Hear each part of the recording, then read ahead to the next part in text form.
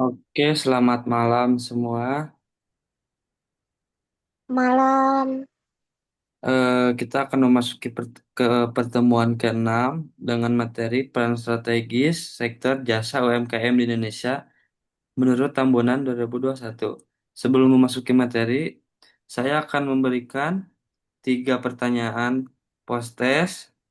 Eh, yang pertama, eh, berdasarkan analisis Tulus Tambunan 2020, skala usaha apa yang paling mendominasi struktur sektor jasa UMKM Indonesia?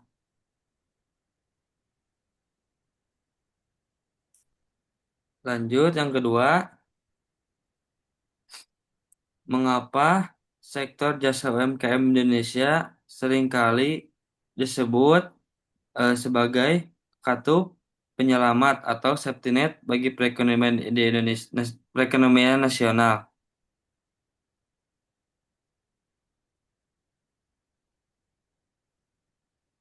Kemudian yang ketiga, eh, seorang pemilik usaha jasa laundry tradisional di daerah pedesaan ingin mengembangkan bisnisnya tetapi terkendala modal dan tidak memiliki agunan fisik seperti sertifikat tanah. Berdasarkan data berdasarkan kendala finansial yang dibahas Tambunan, langkah konkret apa yang paling tepat dilakukan pemerintah atau perbankan untuk membantu pelaku usaha ini? Apakah cukup?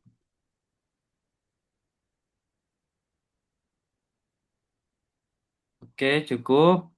Eh, eh, Waktu menjawab saya kasih mencari jawaban 5 menit, 5 menit dari sekarang. Tiga. Oke, 5 menit sudah berlalu. Mari kita akan jawab. Oke, siapa yang mau menjawab? Jawab Bapak Irfan. Boleh. Eh, Berdasarkan analisis Tulus Tambunan 2020, skala usaha apa yang paling mendominasi sektor jasa UMKM di Indonesia? Yang A, usaha menengah, B, usaha kecil, C, usaha mikro, D, usaha besar. Jawaban saya yaitu usaha mikro, yang C. Kenapa? Karena berdasarkan analisis Tulus Tambunan 2020, usaha mikro paling mendominasi struktur UMKM di Indonesia, termasuk di sektor jasa.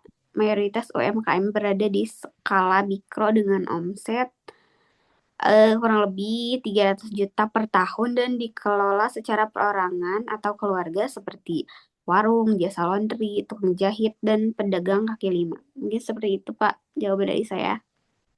Oke, jawaban dari Teh Anissa cukup. Apakah ada yang ingin menambahkan?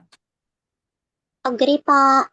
Oke, selanjutnya pertanyaan kedua boleh dijawab dengan siapa? Saya, Pak. Boleh. Baik, tadi pertanyaannya jika sektor jasa memiliki peran yang... Ya, bentar-bentar, Pak. Oh iya, sektor jasa UMKM disebut sebagai kata penyelamat karena memiliki... Apa sih ini, Pak? Oh ini, mengapa sektor jasa UMKM di Indonesia seringkali disebut sebagai kata penyelamat?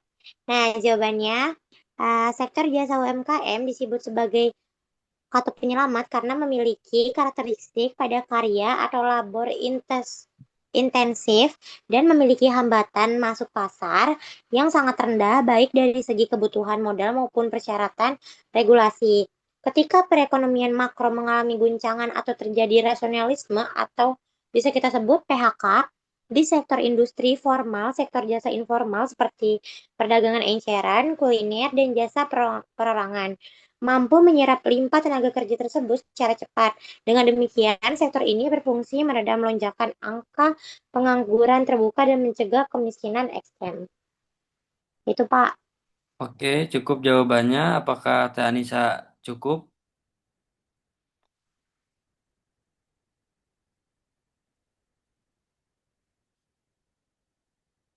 Apakah Tessa cukup jawabannya? Apakah kurang ada yang Cukup, cukup. menambahkan? Oke, cukup.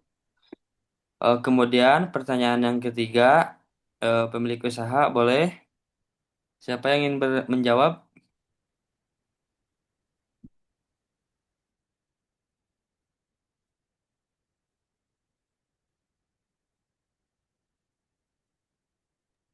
Boleh, mungkin tidak ada yang menjawab. Boleh, Teh Alia menjawab.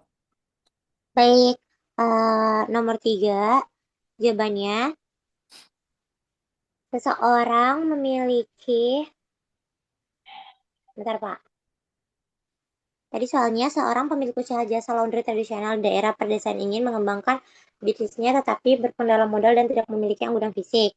Nah, jawabannya, langkah konkret yang tepat berdasarkan analisis Tambunan adalah menerapkan skema pembiayaan berbasis penilaian kapasitas usaha, bukan berbasis anggunan fisik.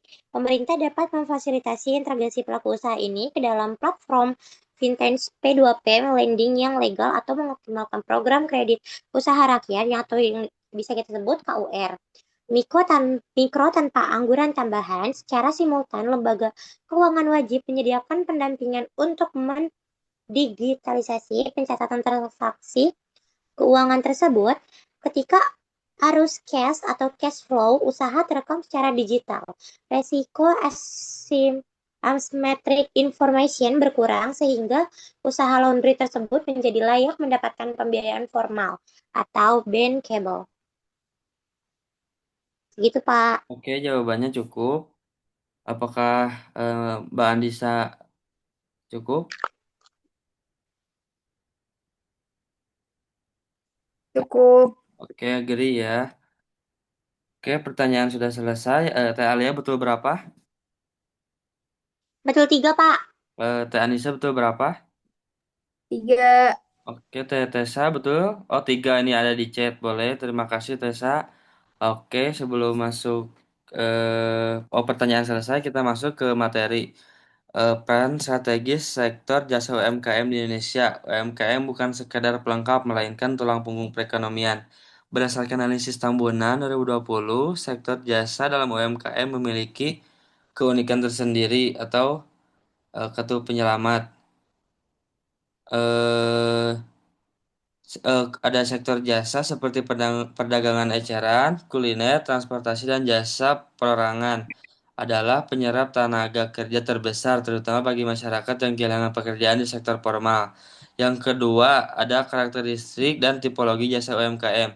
Tambunan memetakan bahwa sektor jasa UMKM di Indonesia sangat timpang dan didominasi oleh skala mikro. Karakteristiknya antara lain, dominasi sektor informal, mayoritas bergerak di ranah informal, tidak berbadan hukum dan manajemennya masih bersifat kekeluargaan atau belum ada pemisah uang pribadi dan uang usaha.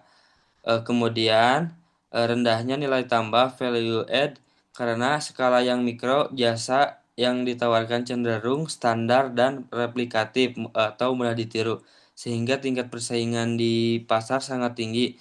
Namun margin keuntungannya tipis. Kemudian yang ketiga ada masalah khusus sektor jasa atau hambatan struktural. Dalam tugas dalam bagian ini Tambunan 2020 menyoroti tiga hambatan utama. Yang pertama ada kendala finansial atau asymmetric information. Perbankan seringkali menganggap UMKM sektor jasa berisiko tinggi karena tidak memiliki aset fisik yang kuat untuk dijadikan agunan atau kolateral. Berbeda dengan sektor manufaktur atau pertanian yang memiliki mesin atau tanah. Kemudian ada kesenjangan digital. Yang kedua, kesenjangan digital. Meski tren digitalisasi meningkat pesat, masih banyak pelaku jasa tradisional yang gagap teknologi dan kesulitan masuk ke dalam ekosistem e-commerce atau vintage. Kemudian yang ketiga ada keterbatasan keterampilan, rendahnya tingkat pendidikan formal atau pendidikan formal pelaku UMKM, penghambat kemampuan mereka dalam melakukan perencanaan strategis, perencanaan modern dan pengelolaan keuangan. Kemudian ada keempat ada tantangan eksternal, ke kompetisi global lah, dan guncangan ekonomi. Mengapa pembahasan ini krusial? Karena tahun 2020 adalah momentum krusial ya dampak krisis kontemporer. Sektor jasa adalah yang paling pertama dan paling hancur ketika eh, Ketika terjadi pembatasan mobilitas seperti masa pandemi, jasa mengandalkan kehadiran fisik seperti barbershop, pariwisata, transportasi, itu semua mengalami kelumpuhan total. Kemudian ada masyarakat ekonomi ASEAN atau MEA, Tambunan mengingatkan bahwa liberalisasi sektor jasa membuat UMKM lokal harus bertarung langsung dengan penyedia jasa dari negara ASEAN lainnya yang jauh lebih efisien dan memiliki standar sertifikasi internasional. Kemudian yang terakhir, yang kelima, solusi dan strategis ke depan, ada rekomendasi. Kemudian sebagai penutup, yang pertama ada formalisasi usaha. Pemerintah harus mempermudah izin seperti NIB agar UMKM jasa yang informal bisa bertransformasi menjadi formal dan mendapatkan akses bantuan hukum serta perbankan. Kemudian yang kedua ada kemitraan strategis, Lincoln System. UMKM jasa tidak boleh berjalan sendiri. Mereka harus dihubungkan dengan usaha besar atau BUMN. Misalnya UMKM logistik lokal menjadi mitra perusahaan e-commerce besar. Kemudian yang terakhir yang ketiga, pelatihan berbasis digitalisasi. Bukan karena membeli bantuan modal berupa uang tunai, melainkan juga literasi keuangan dan digital secara berkelanjutan agar mereka bisa naik kelas.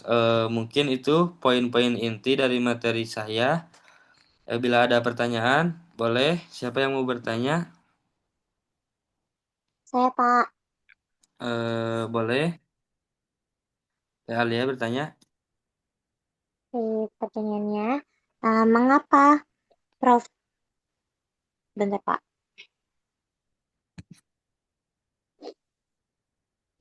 Ya,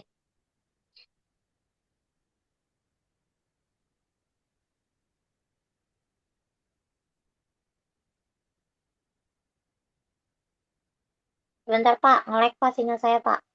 Boleh. Oke, baik Pak. Mengapa Prof. Tulus Tambunan dalam analisisnya pada tahun 2020 memberikan perhatian yang begitu besar pada sektor jasa, sementara narasi publik seringkali berfokus pada UMKM, sektor manufaktur atau kerajinan? Oh, oke. Pertanyaan yang bagus. Saya langsung jawab. Mengapa Profesor Tambunan dalam analisisnya pada tahun 2020 memberikan perhatian yang begitu besar pada sektor jasa? Hal ini didasarkan pada realitas empiris perekonomian Indonesia. Berdasarkan data yang dianalisis oleh Tambunan, sektor jasa justru merupakan kontributor terbesar dalam penyerapan tenaga kerja nasional. Sektor-sektor seperti perdagangan eceran, penyediaan akomodasi, makanan, minuman, serta jasa transportasi informal bertindak sebagai katup penyelamat ekonomi. Ketika sektor formal mengalami penyusutan, sektor jasa UMKM inilah yang menampung limpahan tenaga kerja karena karakteristiknya yang padat karya dan hambatan masuk pasar yang relatif rendah.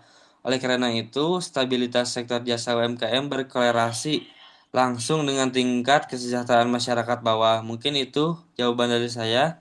Apa kata Alia agree? Setuju Pak, terima kasih atas jawabannya. Oke, baik. Atas pertanyaannya, apakah ada pertanyaan lagi? Saya mau nanya, Pak. Boleh. Pertanyaannya, jika sektor jasa memiliki peran yang krusial dalam menyerap tenaga kerja, faktor apa yang menyebabkan sebagian besar pelaku usahanya mengalami stagnasi dan sulit untuk meningkatkan skala usaha mereka? Begitu, Pak. Oke, pertanyaan yang bagus. Mengapa apa yang menyebabkan sebagian besar pelaku usahanya mengalami stagnasi untuk meningkatkan skala usaha? Dari buku Tambunan mengidentifikasi adanya hambatan struktural yang berakar pada dominasi skala mikro. Mayoritas UMKM sektor jasa di Indonesia lahir dari motif bertahan hidup, bukan karena inovasi. Akibatnya, tata kelola manajerial mereka masih sangat tradisional, di mana belum terdapat pemisah yang jelas antara keuangan pribadi dan keuangan perusahaan. Selain itu juga jasa yang ditawarkan cenderung homogen dan memiliki nilai tambah yang rendah sehingga memicu persaingan pasar yang sangat ketat namun dengan margin keuntungan yang sangat tipis. Kondisi inilah yang membuat mereka terjebak dalam siklus skala mikro stagnan.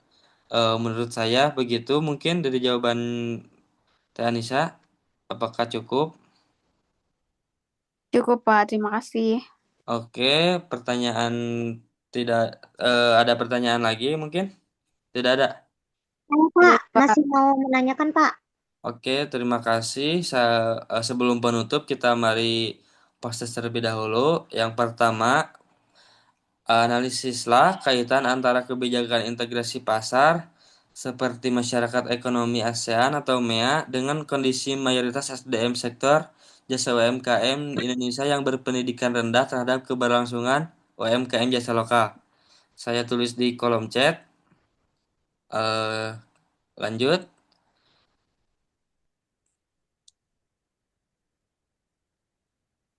Oke, di kolom chat sudah terkirim.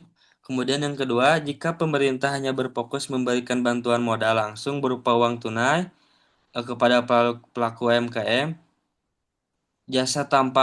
pelaku UMKM tanpa jasa memberikan pelatihan literasi digital, apakah strategi ini efektif untuk membuat UMKM naik kelas?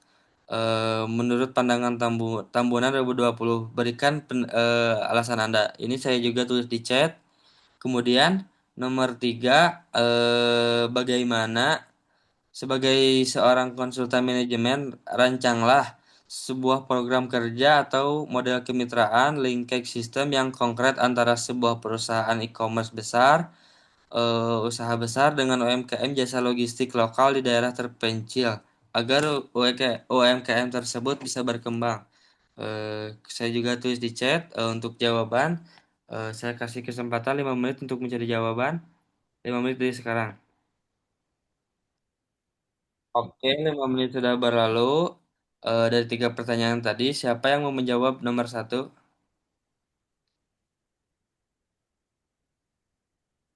Saya Pak. Boleh, silakan. Baik, langsung aja ke jawabannya ya Pak.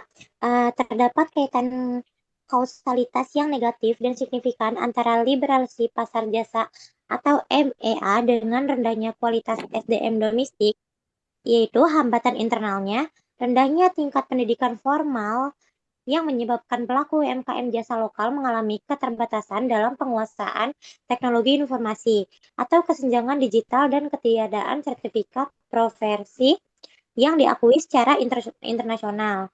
Lalu ancaman eksternalnya, kebijakan MEA membantu membuka pintu bagi penyediaan jasa asing yang memiliki efisiensi tinggi, modal kuat, dan standar kompetensi global. Lalu analisis dampaknya, akibat keterkaitan ini, UMKM jasa lokal akan mengalami marginalisasi. Mereka terjebak pada pasar domestik kelas bawah dengan margin keuntungan yang sangat tipis. Sementara pangsa pasar jasa yang bernilai tambah tinggi atau kita bisa sebut high value service akan dikuasai oleh penyediaan jasa asing. Seperti itu, Pak. Oke, jawabannya sangat masuk. Apakah Teh Anissa setuju? Setuju, Pak. Oke, semuanya sudah setuju. Baik, pertanyaan nomor dua dijawab dengan siapa? Saya, Pak. Boleh dijawab. Baik, jika pemerintah hanya berfokus memberikan bantuan modal langsung berupa uang tunai, maka kepada pelaku UMKM jasa tanpa memberikan pelatihan literasi digital, apakah strategi ini efektif untuk membuat UMKM naik kelas? Menurut pandangan Tabunan 2020, berikan penilaiannya. Jawabannya, strategi tersebut tidak efektif. Pemberian bantuan modal berupa uang tunai tanpa disertai edukasi hanya menyelesaikan gejala permukaan atau simptom, bukan akar permasalahan struktural UMKM. Menurut analisis Tambunan, kelemahan utama UMKM sektor jasa terletak pada rendahnya produktivitas tata kelola yang buruk dan gegap teknologi tanpa adanya intervensi berupa pelatihan literasi digital dan manajemen keuangan. Bantuan modal tunai cenderung akan terdistorsi untuk membiayai kebutuhan konsumtif jangka pendek atau habis dalam persaingan harga yang tidak sehat. Untuk membuat UMKM naik kelas, kebijakan modal harus diintegrasikan dengan peningkatan kapasitas atau capacity building dan adaptasi teknologi. Mungkin seperti itu, Pak.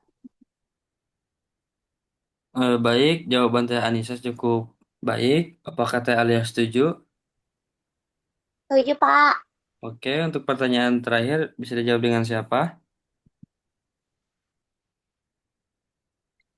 Ini gak lengkap deh. Lengkap dulu, Pak.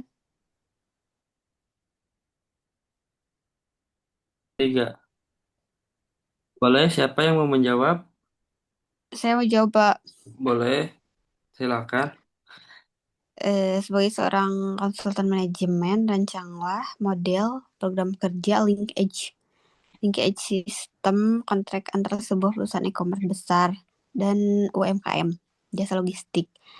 Jawabannya model kemitraan yang dirancang diberi nama Program Kemitraan Logistik Agregator Lokal dengan struktur sebagai berikut, yaitu komponen transfer teknologi atau infrastruktur digital, yaitu infrastruktur digital perusahaan e-commerce besar memberikan akses aplikasi berbasis Android secara gratis kepada UMKM logistik lokal untuk melacak paket atau real-time tracking dan manajemen manifesting gudang. Lalu ada standarisasi kapasitas atau edukasi, mengadukan pelatihan berkala mengenai service level agreement atau SLA, pengiriman teknik pengawasan yang aman, dan pelayanan konsumen baku, sistem insentif yang kepastian. Lalu pasar atau sisi finansial, yaitu perusahaan e-commerce menunjukkan UMKM tersebut sebagai mitra eksklusif last mile delivery di wilayah geografis tersebut.